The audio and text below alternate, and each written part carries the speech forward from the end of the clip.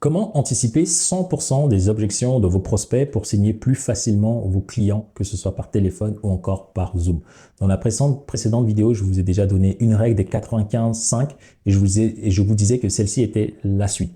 Donc si aujourd'hui vous voulez signer plus facilement durant vos ventes, si vous voulez anticiper et briser 100% des objections avant même la phase de proposition, je vais exactement vous montrer comment faire et j'ai vu aucune vidéo pour le moment qui parle de ce que je vais vous partager. Donc vous serez les premiers, je pense, à le découvrir et très peu de personnes derrière, ou enfin beaucoup de personnes vont le reproduire, je pense, parce que ce que je vais vous dire, moi j'ai vu nulle part et ça vient vraiment du terrain, d'accord? La première partie, donc c'est un truc que beaucoup de gens ignorent. Lorsque je travaille avec mes clients, je leur dis, est-ce que tu connais les objections de ta cible? Tout le monde me dit, bah oui, souvent ils me disent, c'est trop cher, ils me disent, je vais réfléchir, ils me disent ça, ok, ça marche.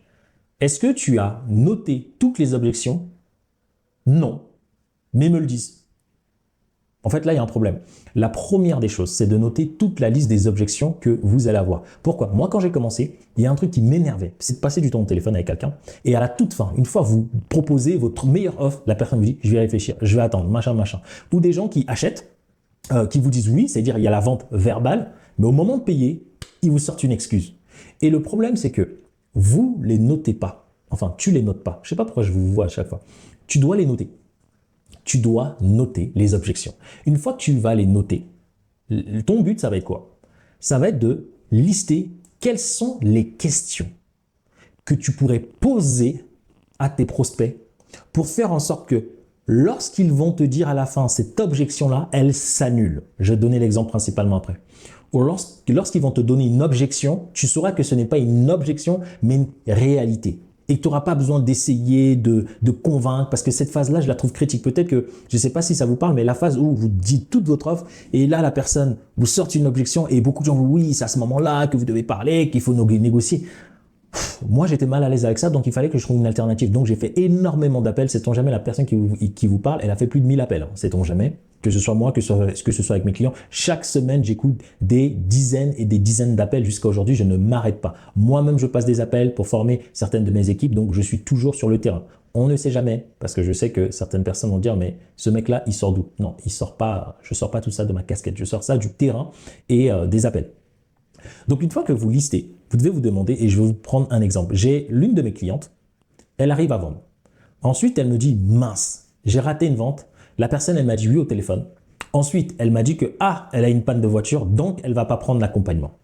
Je lui dis, ok, mais note-le alors. Elle m'a dit, pourquoi? Note-le. En fait, quand tu vas noter, une personne me dit oui, après, mon prospect rencontre une difficulté. Lorsqu'elle rencontre ces difficultés, elle se dit que cette difficulté est en priorité par rapport au programme d'accompagnement. Donc, à ce moment-là, elle prend cette décision parce que pour elle, c'est la meilleure décision pour elle.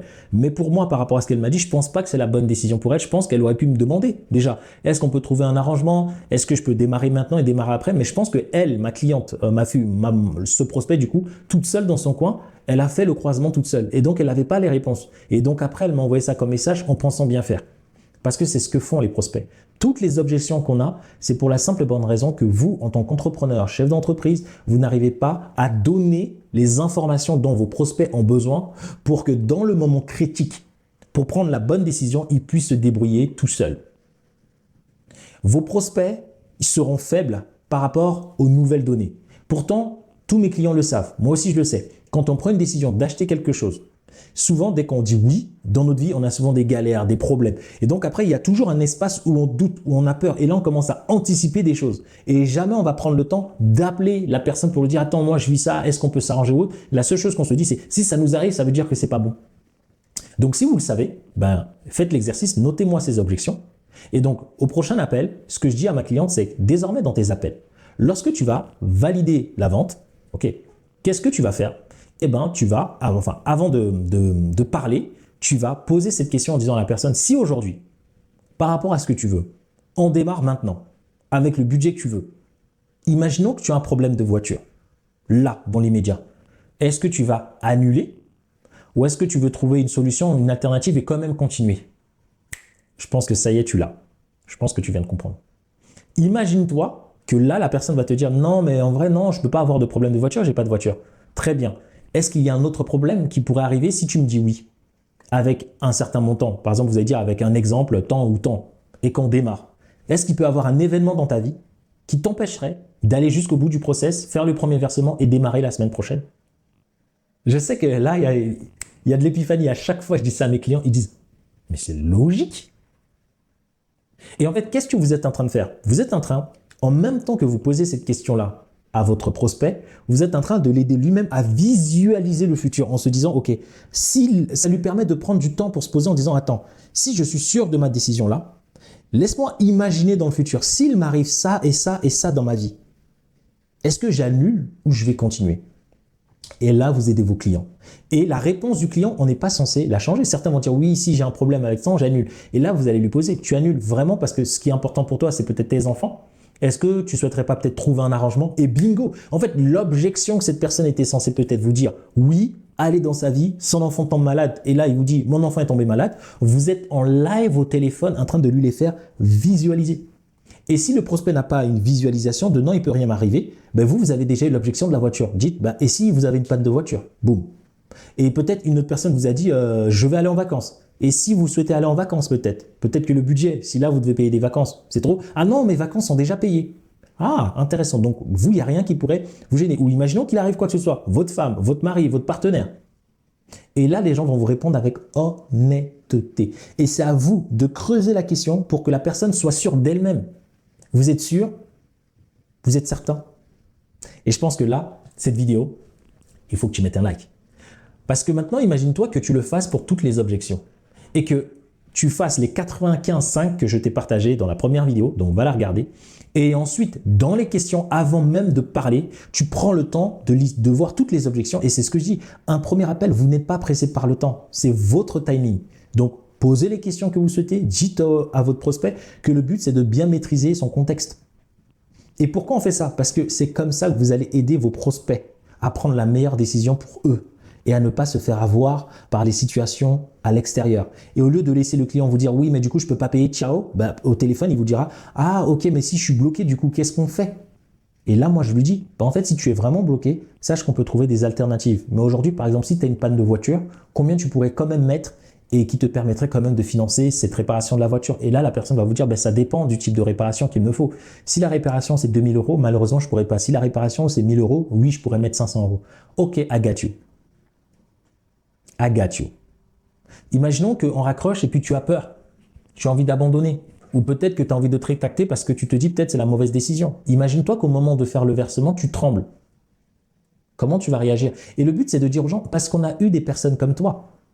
Moi, c'est ce que je dis à tous mes prospects. Et si vous prenez rendez-vous et qu'on a l'occasion d'échanger ensemble, c'est ce que je fais. Je dis, bah, imaginons là, quand tu me dises oui, tu me dis que tu as envie. Mais si, devant le versement, tu trembles, qu'est-ce que tu fais? Tu iras jusqu'au bout? Parce que mieux vaut le savoir maintenant. Si tu sens que tu n'iras pas jusqu'au bout, moi, je ne vais pas prendre mon temps à te raconter mon offre, comme on sait, etc. Je ne vais pas prendre mon temps pour ça parce que plus j'ai d'informations pour toi, plus je peux littéralement te proposer la bonne offre avec le bon prix. Donc, en fait, ça réduit tes chances de me dire non. Parce que durant ces moments-là, on va aussi poser à la personne, est-ce que comme on a échangé, ça te plaît? Est-ce que tu arrives à nous visualiser, collaborer ensemble? Donc, ça fait beaucoup de questions. Certainement, tu n'as pas besoin de tous les poser, mais tu vas prendre les plus importantes. Ok?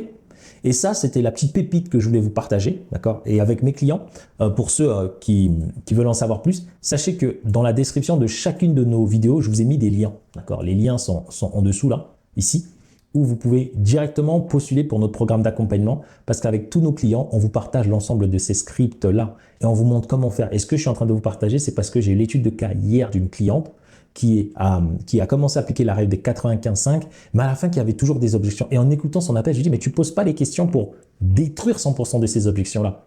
Et j'ai bien résolu ma promesse, qui est de vous dire, quand vous posez toutes les questions en amont sur les objections, et en fait, vous faites des situations concrètes à votre prospect en disant, imagine, il se passe ça, ben, pourquoi je te pose cette question? Parce qu'il y a des gens qui m'ont dit oui, comme toi, qui étaient motivés, mais finalement, ils ont eu un problème de voiture. Et ils n'ont pas pensé potentiellement à se dire, ben, peut-être qu'on peut trouver une solution, peut-être qu'on peut faire un démarrage différé. Et donc, au lieu de juste raccrocher comme ça et puis arrêter de se parler, ben moi, je préfère qu'on le voie ensemble, tu vois, pour qu'on soit transparents tous les deux. Donc, c'est mieux d'avoir des gens qui vont vous dire, non, moi, si je te dis non, ça sert à rien de forcer, ça me saoule. Ben, au moins, vous avez un vrai non. Et quelqu'un qui vous dit oui, vous avez un vrai oui. Vous savez que cette personne va se donner les moyens de son côté d'y arriver parce que c'est la bonne décision pour elle. On n'a pas insisté. On ne veut pas convaincre les gens. On veut la vérité. On veut que quelqu'un qui ne se sent pas à la hauteur, elle-même se dise, ben non, moi franchement, si j'ai des problèmes avec ma femme, je ne prendrai pas ton offre. Ok, pourquoi, comment? Pour cette personne, c'est légitime. On sait que c'est une croyance. On ne va pas commencer à venir tacler la croyance parce que pour des gens, c'est vrai. Donc quand cette personne lui dira non, on sait que cette croyance-là, elle peut la travailler, mais on lui demandera, est-ce que tu as envie de travailler dessus? Ou peut-être pour toi, tu es sûr que pour le moment, ça te convient. Parce qu'on te demande la permission. Et je sais que là, si tu es en train de regarder ces vidéos, tu es en train de kiffer. Donc, laisse-moi un petit like, s'il te plaît, abonne-toi. Va regarder la première vidéo, 95.5. Je vais te faire la prochaine vidéo pour te dire exactement qu'est-ce qu'il faut dire finalement quand tu commences à ouvrir ta bouche et à parler. Et je pense avec ces 3 pépites-là, si tu les appliques à la lettre, normalement, je pense que tes ventes vont exploser. Et je suis sûr et certain de ce que je dis. La première 95.5, ça change déjà beaucoup de choses dans les appels. Tu n'as même plus besoin de convaincre. Tu es déjà toi-même. Cette règle-là te permet, avant de parler, d'être sûr et certain que la personne, soit elle va te dire oui, soit tu vas lui présenter, mais il y aurait une objection qui est compliquée.